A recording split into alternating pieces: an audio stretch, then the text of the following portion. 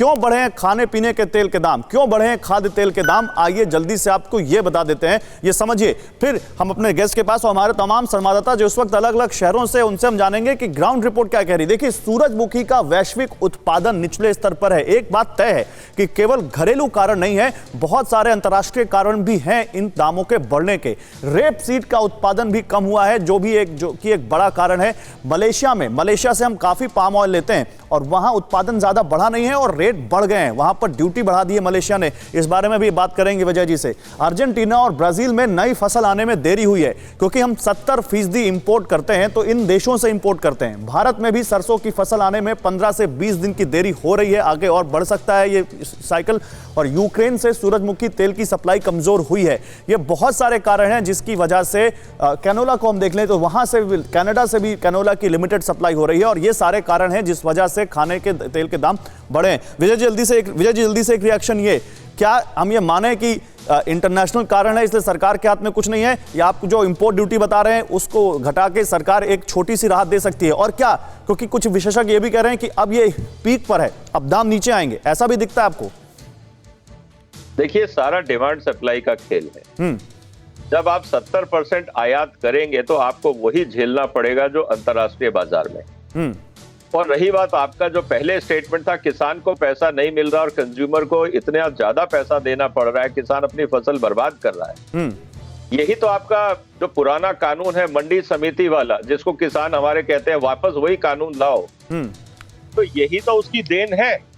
अगर आज किसान को नए कानूनों के हिसाब से अगर कोई भी किसान खरीद सकता और बेच सकता, तो आज किसान अपनी दुकान आके वहीं शहर में लगा लेते एफपीओ और कोऑपरेटिव्स, और किसान को आज फसल बर्बाद। चलिए, आपने बड़ी बात की है, बड़ी बात की आपने। और एक सवाल यहाँ पर और भी है कि 90s में अगर हम 10% से ज्यादा नहीं इंपोर्ट करते थे, तो आज इतना हम कहाँ चले गए जो 60 से 70% इंपोर्ट कर रहे हैं? क्या यहाँ पर खपत बढ़ी है या कोई और कारण है? लेकिन पहले विपिन, मैं आपके पास आता हूँ।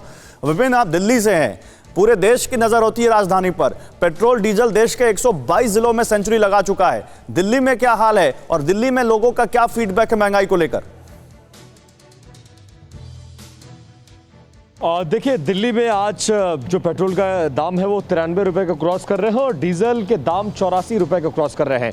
अकेले मई के महीने में लगभग 4.5 रुपए पेट्रोल के दाम बढ़ चुके हैं, 3.5 रुपए से ज्यादा डीजल के दाम बढ़ चुके हैं। और देश की राजधानी दिल्ली में मौजूद होने के नाते, देखिए रविवार का दिन है, सुबह का वक्त है, लॉकडाउन है, इसलिए बहुत ज्यादा लोग तो मेरे साथ नहीं है, लेकिन मैं पेट्रोल पंप पर हूं और आने जाने वाले हर लोगों से बात करने के बाद मैं जिस निष्कर्ष पर पहुंचा हूं कि लोगों में नाराजगी बहुत ज्यादा और लोगों में अवेयरनेस बहुत ज्यादा है। लोग ये कह रहे हैं कि 33 रुपए में खरीदने वाला पेट्रोल हमें 94 रुपए में मिल रहा है, और 32 और 30 रुपए के आसपास खरीदने वाला डीजल जो सरकार बाहर से आयात करती है वो हमें 84 रुपए में मिल रहा है। तो इसका मतलब यह है कि जो फरवरी के आंकड़ों के मुताबिक लगभग पेट्रोल पर सरकार, राज्य सरकारें और केंद्र सरकार मिलाकर 150% से टैक्स लेती है, जबकि डीजल पर 120% से ज्यादा टैक्स है। और ये देश का उच्चतम टैक्स है। गाड़ी, एयर कंडीशन, घर, बंगला, कुछ भी खरीदिए, आपको टैक्स इतना नहीं देना है। तो फिर पेट्रोल पर टैक्स इतना क्यों? ये सबसे बड़ा सवाल है। और महंगाई के पीछे जो सबसे बड़ी वजह है वो डीजल के बेतहाशा बढ़ते दाम है, जिसकी वजह से ट्रांसपोर्टेशन महंगा हो रहा है। और रही सही कसर जो महंगाई में आग लगाने वाली है वो डीजल के दाम बढ़ा दे रहे हैं, और जिसकी वजह से लोगों में नाराजगी बहुत ज्यादा है। और सरकार आंख बंद करके, हाथ पर हाथ धर के अपने भोपाल चलते हैं, भोपाल का हाल जानते हैं। भोपाल में कल पेट्रोल ने सेंचुरी लगा दी थी मकरंद, आज क्या रेट है, आज क्या हाल है, बताइए जी। देखिए, पेट्रोल और डीजल के दाम तो आसमान छू ही रहे हैं।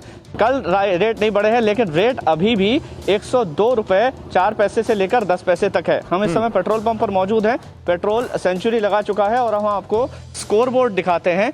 102 रुपए 4 पैसे इस पेट्रोल पंप पर जहां पर मैं मौजूद हूं, और दूरी के हिसाब से थोड़ा सा पैसों में 2 पैसे 3 पैसे का रेट ऊपर नीचे हो सकता है। और इसके पीछे अहम वजह यह है कि मध्य प्रदेश सरकार 33% वैट, 4.5 रुपए अतिरिक्त कर और इसके अलावा 1% सेस, इस तरह से कुल मिलाकर के करीब 39% पेट्रोल पर टैक्स लेते हैं, 39%। इसके अलावा डीजल की बात करूं तो 23% वैट, इसके अलावा 3 रुपए सेस और 1% अतिरिक्त सेस लिया जाता है। तो इस तरह से पेट्रोल के जो दाम बढ़ते हैं पिछले लॉकडाउन की बात करूं, अगर मैं दिसंबर की बात करूं, तो दिसंबर में पेट्रोल और डीजल के दामों की बात की जाए तो पेट्रोल के दाम 91 रुपए थे।